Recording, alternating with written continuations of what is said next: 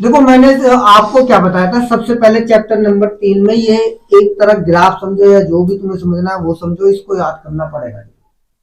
इससे ही पूरा चैप्टर आपका कवर हो जाएगा, पूरा चैप्टर यही है आपको। ठीक है, सबसे पहले आपको क्या करना है, जो भी वैल्यू होगी उसको ए वन बी वन और सी वन के इनकी वैल्यू निकालनी है। अगर ऐसा आएगा कि इसकी वैल्यू इसके बराबर नहीं है और इसकी वैल्यू इसके बराबर नहीं है, तो तीन बातों को दर्शाएगा। सबसे पहले एक एक हल है, दूसरा प्रतिच्छेद करती है, तीसरा संगत है। ठीक है, अगर इसमें से ये तीनों कोई सी भी आ जाए तो उसमें हम विलोपन, प्रतिस्थापन, विरज और ग्राफ लगा विधि लगा सकते हैं। अगर इनमें से आ जाए, जैसे समीकरण का कोई हल नहीं, तो उसको सीधा लिखेंगे सवाल का समीकरण का कोई हल नहीं है। फिर आ जाए समांतर, ये वाली कंडीशन है तो समांतर समीकरण क्या है, समांतर है, तो इससे आगे हम सीधा वहीं पे लिख देंगे और इससे आगे हल नहीं करेंगे। कहने का मतलब ये है कि इसमें जो सवाल यहीं पे खत्म कर देंगे। ठीक है, अगर यहाँ पे आगे करना है तो इसी में करेंगे, विलोपन विधि इसी में लगाते हैं, जब समीकरण का एक हल हो और प्रतिच्छेद करती हो और संगत हो, वरना हम इसमें कोई हल नहीं करते, क्योंकि जब समीकरण का हल नहीं है, वो कह रहा है समीकरण का कोई हल नहीं, तो उसका आंसर कहां से देंगे हम, नहीं दे देंगे ना। तो इसलिए समांतर के लिए भी, संगत के लिए, अनेक हल के लिए भी, अनेक बहुत सारे हल हैं, तो कहां तक हल निकाल के देंगे, छोड़ दो समांतर असंगत इनको सबको छोड़ दो, वहीं पे लिख दो अतः समीकरण का ये हल नहीं। ठीक है, जो भी आएगा। अब इसके देखो यहाँ पे अलग अलग कंडीशन रहेगी, वो खुद पूछेगा कि ये बताइए। ठीक है, अब इसमें हमने जो विलोपन विधि सीख ली थी, विलोपन विधि के बाद हम सीखते हैं प्रतिस्थापन। क्या सीखते हैं, प्रतिस्थापन। प्रतिस्थापन में बेटे कार्य है, सबसे पहला कार्य क्या करना, आपको कुछ नहीं करना, आपको थोड़ा सा दिमाग से काम देना है। बस ये याद रखना कि समीकरण एक से, या तो समीकरण एक से एक्स का या वाई का मान निकाल लो और समीकरण दो में रख दो, या ऐसा कर लो समीकरण एक से या दो से, पहले तो एक से निकाला, अब इसमें ऐसे कर सकते हो समीकरण दो से एक्स का या वाई का, उनमें से किसी का भी मान निकाल लो, समीकरण दो में रख दो। एक बार और समझो, सिंपल सी बात है, समीकरण एक से या एक में से या तो एक्स या वाई का मान निकाल लो और समीकरण दूसरी में रख दो। ऐसे ही तुम इसमें दूसरा काम कर सकते हो, दूसरे तरीके से कर सकते हो। दूसरा तरीका क्या है, समीकरण दो से एक्स का मान निकाल लो या वाई का मान निकाल लो और समीकरण एक में रख दो, तो आपका आंसर आ जाएगा। ठीक है, तो सबसे पहले हम यहाँ पे करते हैं, जैसे जो आपके लिए आसान हो वो निकालना, जिसमें एक्स का गुणांक या वाई का गुणांक एक हो तो वो जल्दी लेना। ये बात नोट कर लो दिमाग में, जिसमें एक्स का गुणांक या वाई का गुणांक एक हो तो उसे ही लेना आपको। ठीक है, तो सबसे पहले मैं क्या करता हूँ, यहाँ पे देखो, यहाँ पे इसको डाल देता हूँ समीकरण एक और इसको डाल देता हूँ दो, तो यहाँ पे लिखा मैंने हल। ठीक है, अब यहाँ पे मैंने एक पहली समीकरण देखो, यहाँ पे लिखता हूँ समीकरण एक से, इसके बाद देखो बेटे, समीकरण क्या करनी है आपको, एक लेनी है, एक है हमारी 2x प्लस वाई बराबर 5।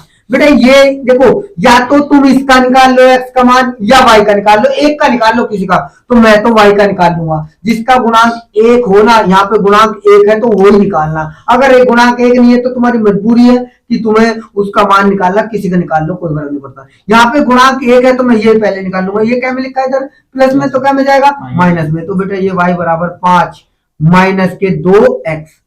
ठीक है, अब इसकी वैल्यू इसको डाल दो समीकरण 3, इसकी वैल्यू जिसमें से मान निकालना उसमें से दूसरे में रखना, जिसमें से मान निकालना है उसमें से दूसरे में रखना, तो किसमें से निकालना, एक में, तो किसमें रखोगे, दो में, तो यहाँ पे लिख दूंगा मैं समीकरण दो में y का मान रखने पर। बेटे यहाँ पे लिखो, यहाँ मैंने लिखो ये वाला लिखी हुई ना, ये लिखूंगा यहाँ पे, ये क्या है, तीन एक्स माइनस 2y बराबर 4, मतलब दूसरी समीकरण मैंने उतार ली। अब y की जगह क्या रखना है, y की जगह ये रखना है तुम्हें 5 माइनस 2x, तो यहाँ पे देखो ध्यान से, तो ये मैंने 3x माइनस 2, यहाँ पे y की जगह गुणा होता है, यहाँ सभी को पता है ये गुणा है, और इसकी वैल्यू रख देंगे 5 माइनस 2x बराबर 4, कोई दिक्कत। अंदर गुणा कर देंगे बेटे 3x, इसके 5 दूनी 10, ये माइनस माइनस क्या हो जाएगा प्लस, ये आ जाएगा कितना 4x बराबर कितना आ जाएगा 4। इसके बाद देखो बेटे ये और ये जुड़ रहा है क्योंकि ये प्लस है, ये भी क्या है प्लस है, तो जुड़ के कितना हो जाएगा 7, और ये आ जाएगा देखो यहाँ पे ये क्या में लिखा है इधर माइनस में, तो क्या में पहुंचेगा प्लस में आ जाएगा 4 प्लस 10, जोड़ोगे बेटा कितना आएगा 14 आ जाएगा। तो जैसी 14 ये गुणा में तो क्या में पहुंचेगा, तो बेटे भाग में पहुंचेगा 14/7, 7 दूनी 14। कोई दिक्कत हो तो बताओ। No sir. ठीक है, अब बेटे यहाँ पे इसकी एक वैल्यू आ जाए तो इसमें देखो 3 संकर बनी, कितनी बनी 3, 1 2 3, इसमें रख दो इसमें रख दो इसमें रख दो किसी में भी रख दो, मगर मैं इसमें रखूंगा क्यों, क्योंकि y का मान तो खुद ही निकला हुआ, इसमें रखना बस आंसर पाना। ठीक है, तो मैं इसमें रखूंगा, तुम इसमें भी रख सकते हो इसमें भी रख सकते हो, आपकी मर्जी है। तो यहाँ पे रख देता हूं मैं, यहाँ पे देखो सुनो, यहाँ पे रखता हूं मैं समीकरण बेटे कौन सी में 3 से, तो y बराबर कितना है, y बराबर कितना है बेटे, y बराबर है 5 - 2x, 5 - 2x। इसके बाद यहाँ रख दो बेटे, क्या जाएगा 5 - 2, x की जगह क्या रखना है, x का मान कितना है बेटे 2, तो यहाँ आ जाएगा y और यह आ जाएगा 5, इसकी वैल्यू देखो यहाँ पे 4, कितना आ गया 4, 5 में से 4 घटाओगे कितना आएगा बेटे 1 आ गया। अब देखो ध्यान से सुनो और सुनो मेरी बात, अब तुम्हें ये तो तुमने हल कर लिया, ये तो आंसर आ गया, मगर कभी वहां पे एग्जाम में बैठ गया, तुम्हें अपने ऊपर डाउट है कि सही है या गलत है, तो इसको चेक करने के लिए इनमें से कोई सी भी समीकरण लो, ये ले लो ये ले लो, और दोनों के मान देखो, दोनों के अगर वैल्यू बराबर आ रही है तो तुम्हारा आंसर सही है, वरना नहीं है। देखो यहाँ पे जैसे मैं इसमें पहली समीकरण ले रहा हूँ, तो समीकरण यहाँ पे 2, x की जगह क्या रखना बेटे 2, x की जगह क्या रखना 2 प्लस y प्लस y की जगह 1, और बेटे देखो उसका आंसर क्या 5 आ रहा है, क्या 5 आ रहा है।